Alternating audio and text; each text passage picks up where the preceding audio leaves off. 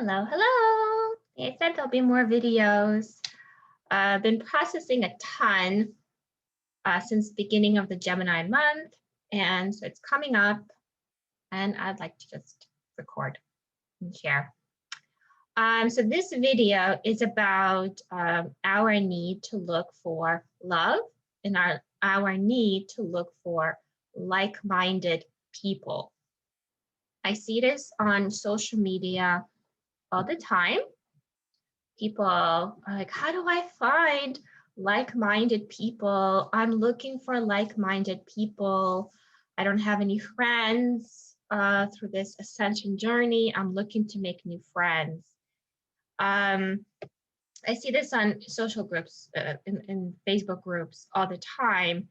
And so I'm just going to share my perspective on the whole process. With this, and so throughout my life, I always had trouble making friends. I would have a friend and then they would disappear. So with this ascension journey this past year, I lost basically my only 3 friends that I've had. And those friends were just like kind of good enough, kind of like I knew that I had such trouble that these girls were just like, they were okay, they were good. They were most certainly not like-minded people, but they were nice people that stuck around me. And so 2 of them, it just kind of just disappeared when COVID started. We just kind of, they just vanished. Just say this, just disappeared. And then last one recently just kind of sent me an angry message because I didn't respond to her message, I guess, in time, because I had a busy day. So, and then never responded back to me when I explained myself. So to me, that was a sign of like fully all these friends being removed. And why does this happen, right? On our ascension path, on our spiritual journey? Well, because this is all fake. I always sensed it was fake, but I didn't have the perspective of the ascension journey before it started. So I just kind of learned I just kind of tried to figure it out, just to navigate it and just kind of settle for what's okay, what's good enough. But now I see it through a different lens. And the ascension journey is about detaching for anything that isn't real. And these relationships were not real. I settled. The only true relationship, the only thing that is real is our higher self.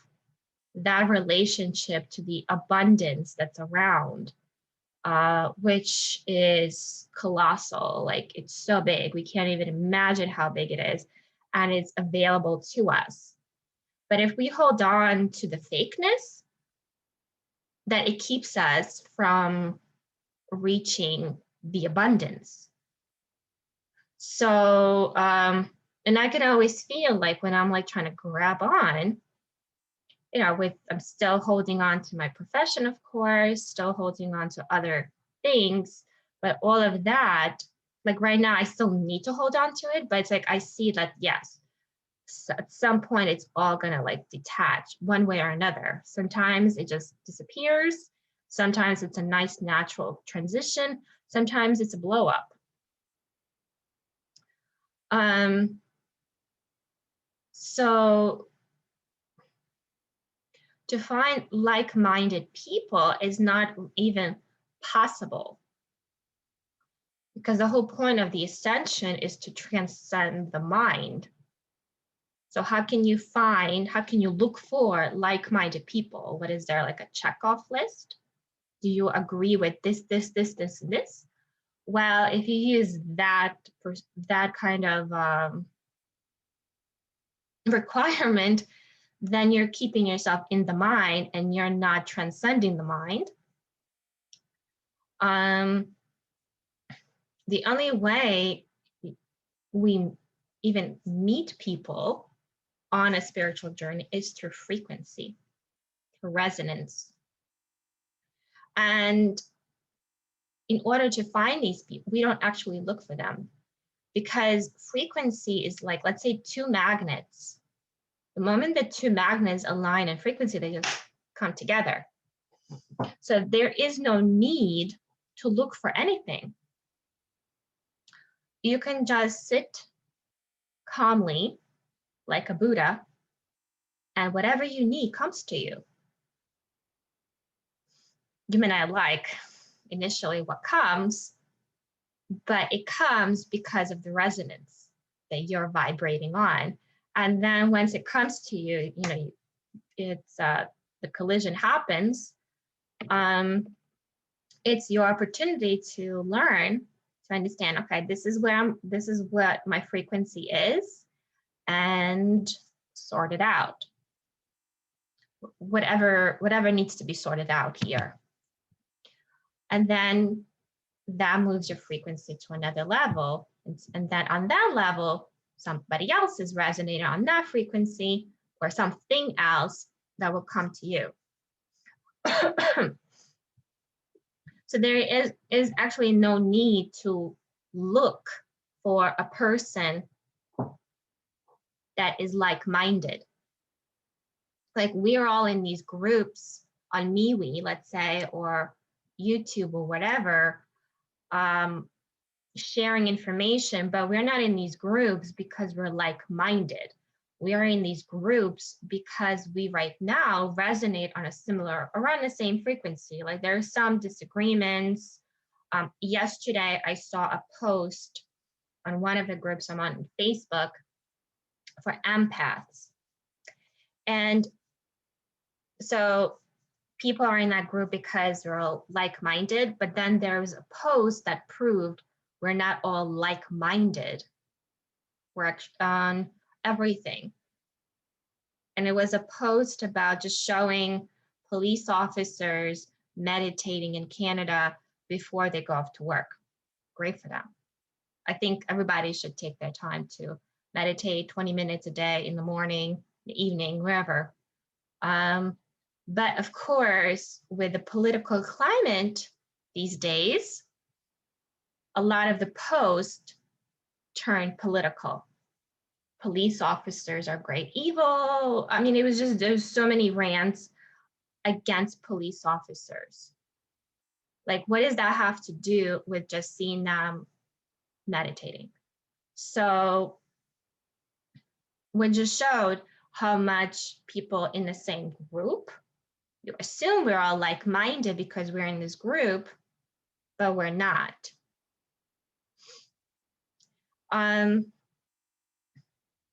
So we join these groups because we resonate on something. And at some point, if you either naturally start process things, or actively, like more actively like myself, your resonance is going to change.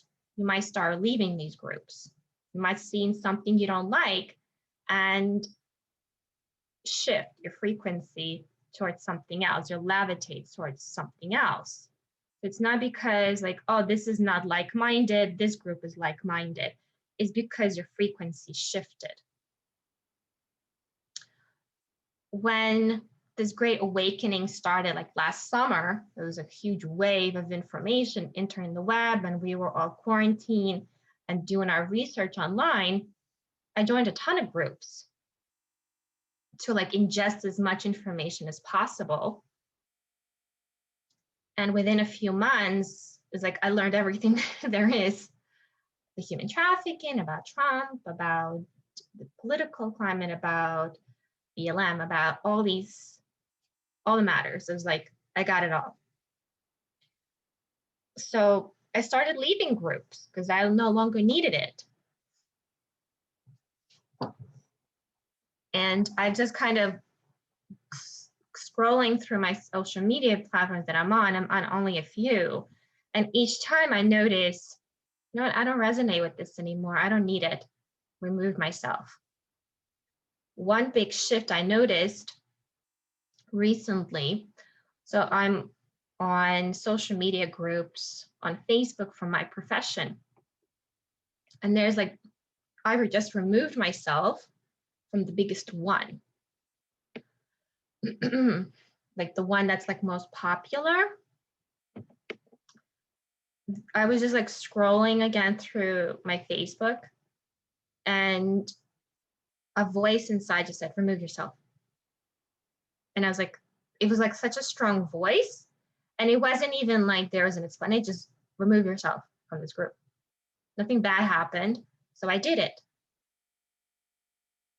And it seemed like it was like just a shift, because it's like, I actually don't need that group.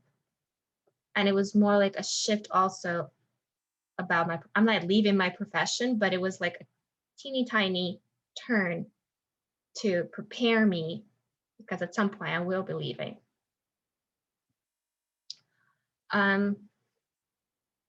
But when I leave, I will shift to something else. So again, the frequency will take me somewhere else. It's not my mind. I'm not looking for what's like-minded. It's just the frequency shifted towards something else that exists on that frequency. I'm not sure if I'm explaining myself enough, but it's just to show people like you don't actually need to look for like-minded things or like-minded people. It's actually much simpler, and the work needs to happen inside of you instead of sitting online and like searching. It's kind of very, that kind of searching is like very superficial, because you'll never find like-minded people at 100%. It's not going to exist. So another point I want to make is about fake love. So I have to say, like, I made this channel again to have a platform to share my views, to share my process, to work it out.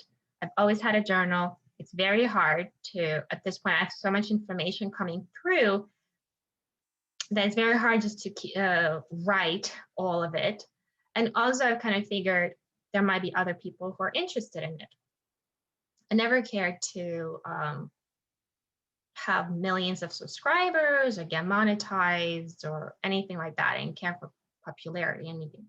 But I have to say, like, I like, compared to other YouTubers that I watch who are also on the ascension path, I like that